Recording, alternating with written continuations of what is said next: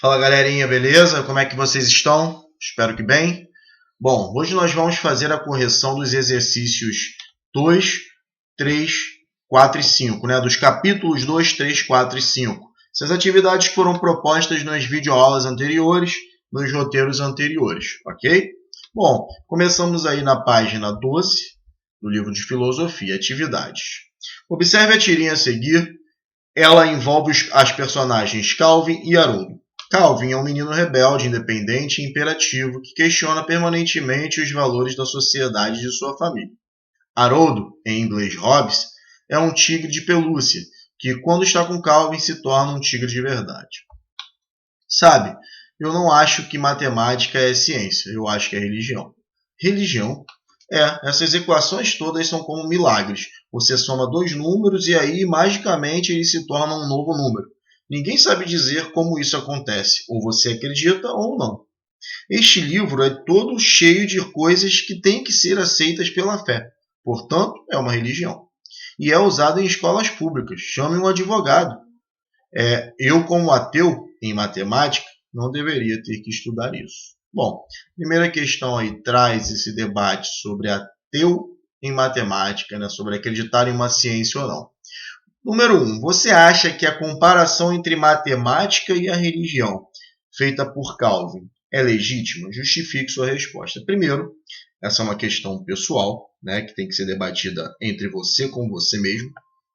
Se essa comparação da matemática, que é uma ciência, com a religião, faz algum sentido para você. Será que faz? Primeiro, a gente tem que entender que a matemática é uma ciência exata. E a religião não. A religião ela é uma construção de questões que foram criadas pelo ser humano. Ok? Então, você pode aí tentar justificar positivamente ou negativamente dentro dessa relação. Ok? Número 2. Ao se definir como ateu em matemática, o que Calvin quer dizer? Bom, quando ele fala, né, que é um ateu em matemática, significa dizer que ele não crê, que ele não acredita na matemática. Tá? Então, essa relação também é uma resposta pessoal, mas é dentro dessa relação, né, ser uma pessoa dogmática, que não crê, que não acredita nas resoluções matemáticas aí, dentro desse contexto que deve ser feita a resolução desta resposta, ok? Bom, número 3. Universidade Estadual de Londrina, adaptada. Há, porém, algo de fundamentalmente novo na maneira como os gregos puseram a serviço do seu problema último, da origem e essência das coisas, as observações empíricas que receberam do Oriente e enriqueceram com as suas próprias. Bem, como no modo de submeter o pensamento teórico e causal o reino dos mitos, fundado na observação das realidades aparentes no mundo sensível, os mitos sobre o nascimento do mundo. Com base no texto e nos conhecimentos sobre a relação entre mito e filosofia na Grécia, assinale a alternativa correta. Vamos ler juntos. Letra A.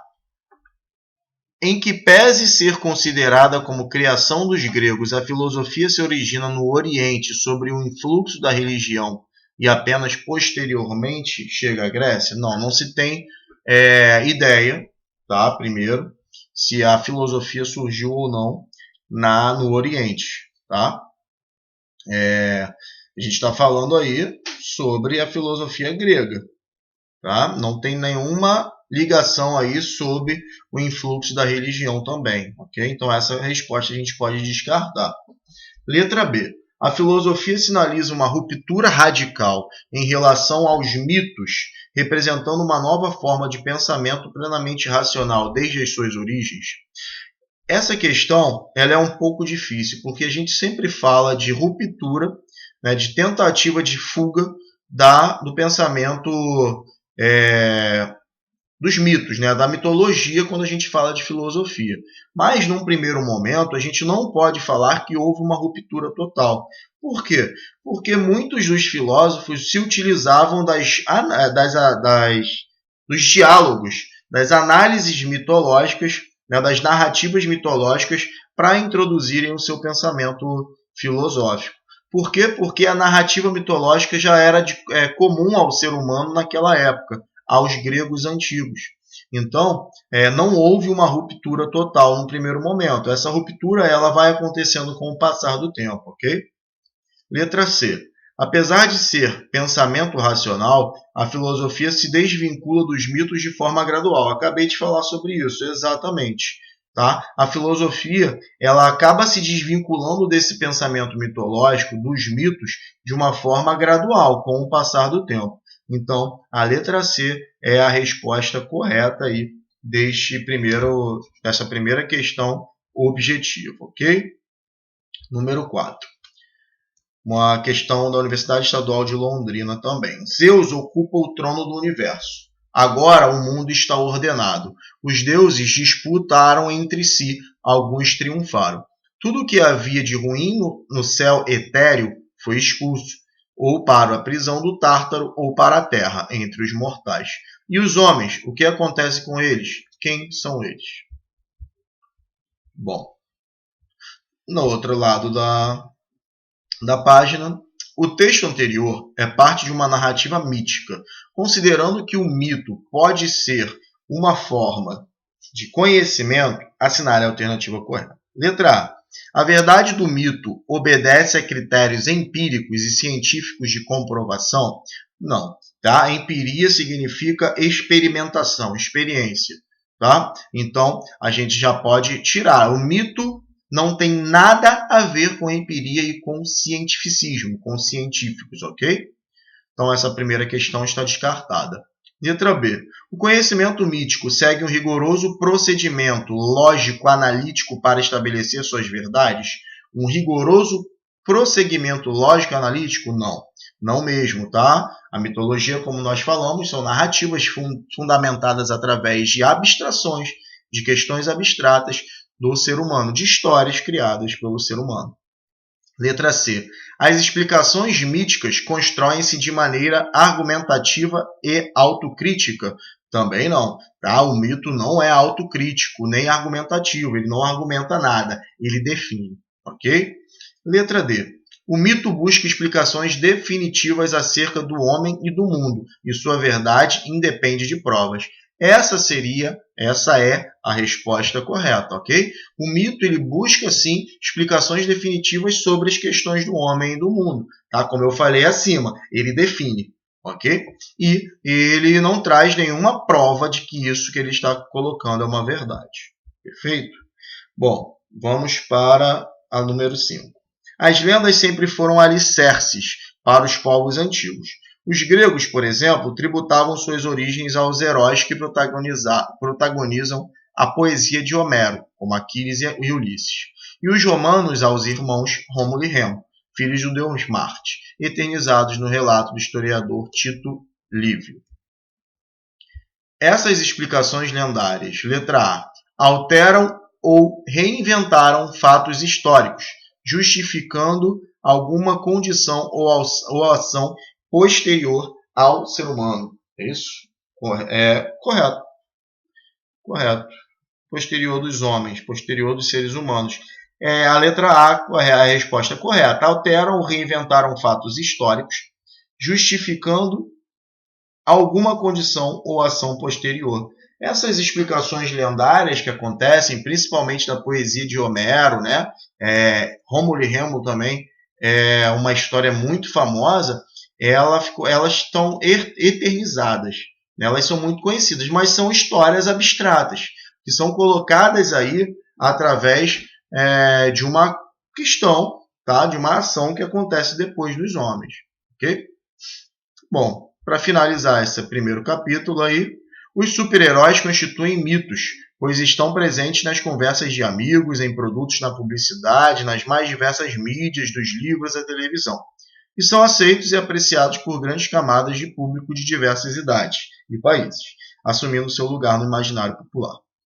Os super-heróis são símbolos facilmente identificáveis, obtendo uma persuasão tão eficaz que só pode ser comparada às grandes figuras mitológicas da antiguidade.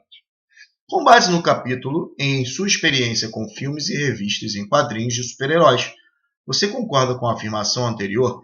Explique e exemplifique. A afirmação de que os super-heróis são mitos também. Essa é uma afirmação verdadeira para você? Então, é uma resposta também pessoal, que pode ser construída através, né, dessa base de entendimento de que todas as ações que os super-heróis têm são ações que são impossíveis de serem feitas pelo ser humano. O ser humano cientificamente comprovado, incapaz de fazer diversos desses atos. Então, a resposta de vocês pode traçar aí um paralelo dentro dessa afirmação que eu fiz, ok? Bom, vamos pular de página, também aqui com o meu livro. Tá? Vamos para a página agora 16.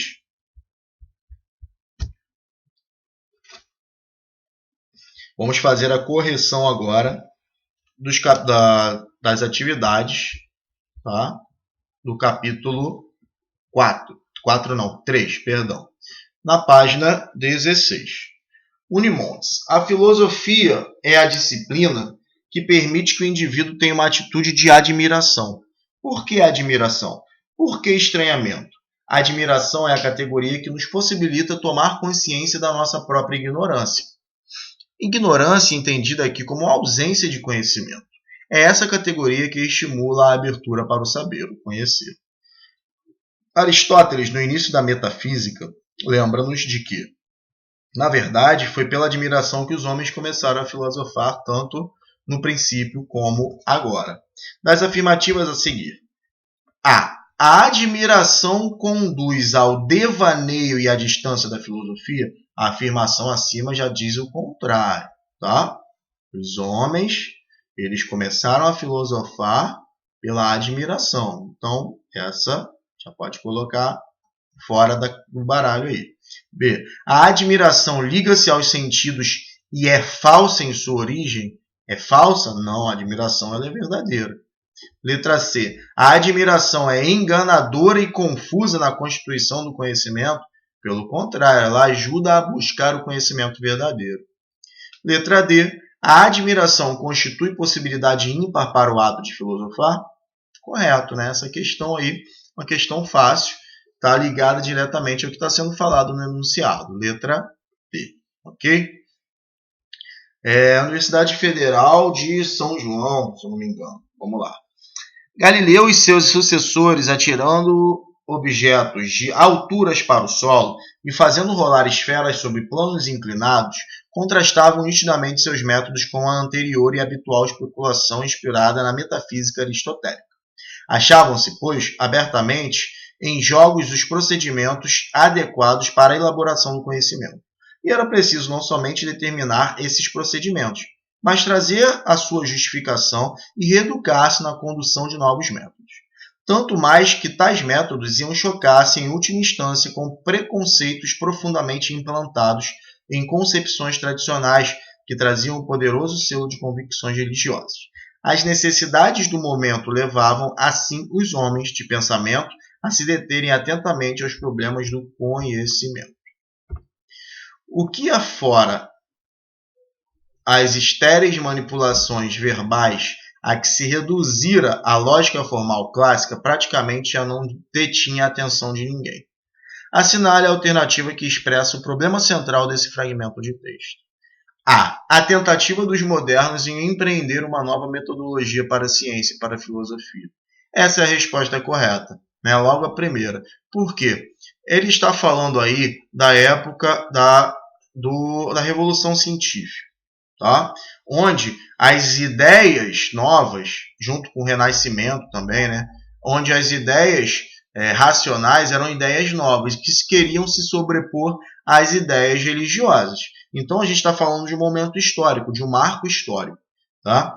A igreja ela detinha o poder, tá, de falar o que era verdade e o que era mentira, e as pessoas acreditavam nisso, nem que fosse pela força. Então, esses novos cientistas, essas novas pessoas que foram surgindo e colocando novas práticas em ação, elas foram combatidas pela igreja. Essa tentativa aí desses cientistas modernos, tá, era de colocar uma nova, tá, metodologia para a ciência e para a filosofia, e eram mesmo assim combatidos pela igreja, ok? Essa é a resposta da questão número 2. Número 3, o FMG, Universidade Federal de Minas Gerais. E a nova filosofia agora coloca tudo em dúvida. O elemento fogo é deixado de lado, o sol está perdido e também a terra. E nenhuma sabedoria humana é capaz de guiar essa busca. E livremente os homens confessam que este mundo se esgotou, quando procuram nos planetas e no firmamento tanta novidade. Veem que tudo está de novo pulverizado em átomos, tudo em pedaços, toda a coerência se perdeu. Nesse fragmento, John Donne, poeta inglês do século XVII, expressa sua inquietação diante da dissolução do cosmos aristotélico por Copérnico. Com base na leitura do poema e considerando outros conhecimentos sobre a revolução científica do século XVII, explica a afirmação, e a nova filosofia coloca tudo em dúvida. Bom, é mais uma resposta pessoal, tá? Mas que pode ser feita em um paralelo da compreensão do que nós falamos até na questão anterior. Os modernos, né, os cientistas modernos, eles tentaram explicar através da razão, né, questões que eram do passado, que eram explicados através da filosofia. Só que ainda não existia essa distinção. Então, as pessoas essa afirmação pode ser colocada diante disso, né? Uma nova forma, tá, que a filosofia traz para esse debate. Só que a gente sabe que é uma nova, na verdade, forma de se ver o mundo, a ciência. Ok? Bom, nós vamos aí para a questão de número 4. Veja o infográfico a seguir. Nós temos 6 pontos aí desse infográfico. Logo depois, analisando as informações do infográfico, que fatores positivos podem surgir do diálogo da filosofia com a ciência contemporânea. Bom, nós vemos que o infográfico ele traz algumas questões que têm ligação com a ética. Ok? Então, essa resposta, também uma resposta pessoal, pode ser analisada diretamente com a ausência de ética que muitas vezes a ciência contemporânea traz. E como que a filosofia, então, dialoga através da ética com essa ciência. Ok? Para finalizar, elabore uma lista de atitudes consideradas não éticas para a sua vivência escolar. Uma questão totalmente pessoal. Vou colocar uma aqui. Vocês colam nas provas. Essa é uma atitude não ética para a vivência escolar, ok? Bom, pulando agora para a correção dos capítulos 4 e 5, que são capítulos que estão juntos. A última correção desta videoaula para a gente, na próxima videoaula, passar aí para o capítulo 6, ok? Atividades. Veja a imagem a seguir. Você lembra em quem você votou nas últimas eleições? Não faço a menor ideia. Tudo certo, deputado? Pode sair sem medo. Que tipos de raciocínio estão implícitos na tirinha? Discuta com seus colegas sobre orientação do seu professor. Bom, essa é um pensamento que a gente pode trazer daquela ideia de indução. Ou seja, o assessor do político conversou com uma pessoa, um ser que estava passando.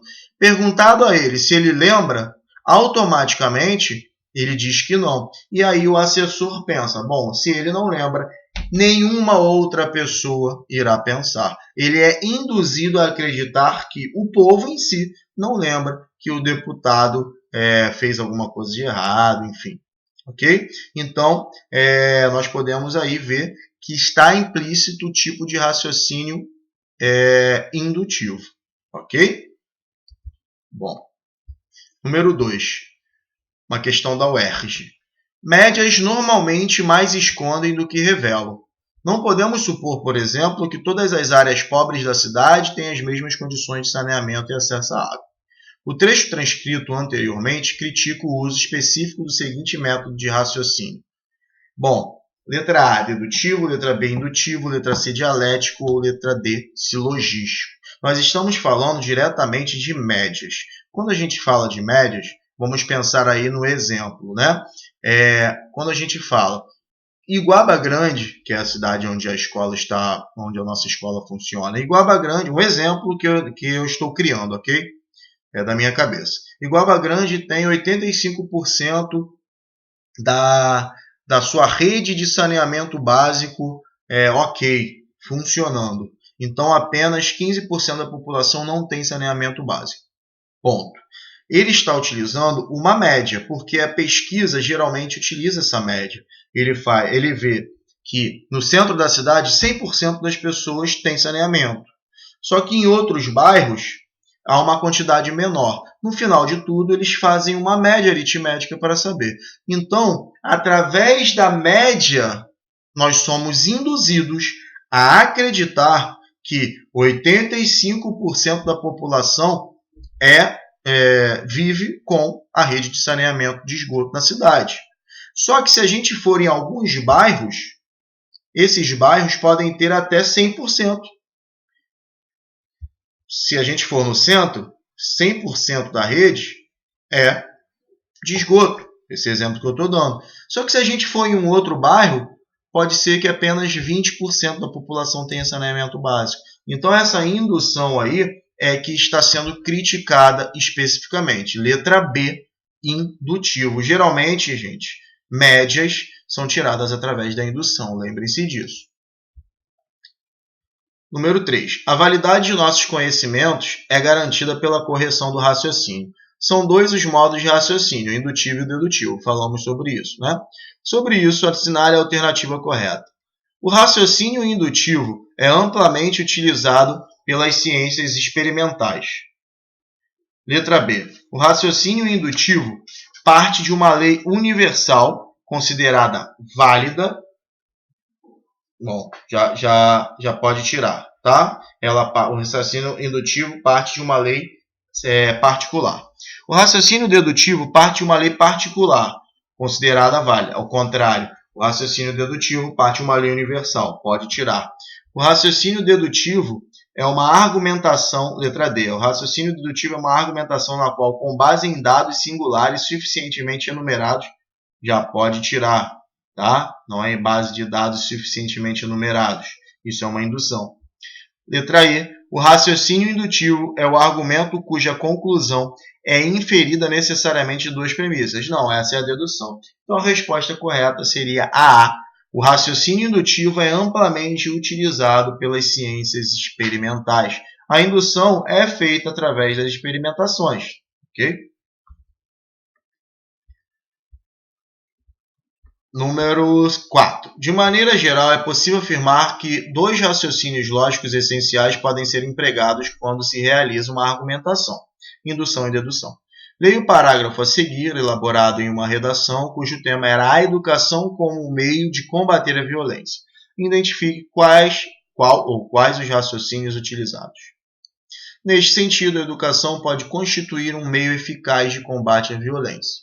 Em pesquisa recente da Unesco, identificou-se que o percentual do PIB investido por um país em educação é inversamente proporcional às suas taxas de criminalidade, comprovando uma sensação comum a estudiosos. O Brasil, com escolas decadentes, é um triste exemplo dessa realidade. Bom, eu disse a vocês ainda há pouco que quando se faz pesquisas, e a gente está falando de uma pesquisa da Unesco, a gente está falando, eles fazem experimentações. Experimentações médias, elas estão ligadas diretamente à indução. Então, letra A, indução seria a resposta correta, ok? Número 5. O exemplo que eu dei na videoaula sobre dedução. Pinguins são preto e branco. Todas as TVs antigas são preto e branco. Logo, todos os pinguins são preto e branco. São TVs antigas, desculpa. Ou seja, está falando aí uma lógica totalmente errada, né? Qual é o problema na construção desse silogismo? Debata com seus colegas de classe a orientação do seu professor. Como vocês não estão tendo aula presencial, eu acredito que vocês tenham conseguido compreender que, por começar com uma verdade, tá? Por não começar com uma verdade universal, por começar com uma ideia da cabeça dele, com uma mentira, a construção dessa dedução já pode ser considerada errada, ok? Número 6. Todos os homens são mortais. Sócrates é homem, logo... Perdão. Sócrates é mortal. Sobre o silogismo, nós temos aí uma dedução, tá? Já dá para analisar isso. Sobre o silogismo em geral e sobre este em particular, é correto afirmar que é um raciocínio indutivo? Já corta logo. Não é. É um raciocínio dedutivo. 2. O termo médio, homem, liga os extremos e por isso não pode estar presente na conclusão? Correto. Todos os homens é o termo médio, ok? Então a 2 está correta. Número 3. É um raciocínio válido porque é constituído por proposições verdadeiras, não importando a relação de inclusão ou de exclusão estabelecida em três. Pelo contrário, ela é válida, tudo mais, mas a parte ali importa sim a relação de inclusão, ok? Dos termos. Então essa parte configura aí de que está errada a número 3. Número 4. As premissas, desde que uma delas seja universal, devem tornar necessária a conclusão. Correto. A número 4 está correta. Então seria aí a letra A, 2 e 4. Ok, galera? Bom, fechamos aí, finalmente, a nossa correção dos exercícios. Espero que vocês tenham feito com toda tranquilidade, tenham tirado as dúvidas. Qualquer coisa, mandem e-mail para mim, tá bom? E aí a gente agora, a próxima videoaula sobre o capítulo 6. Grande abraço a todos e todas, tudo de bom, até a próxima.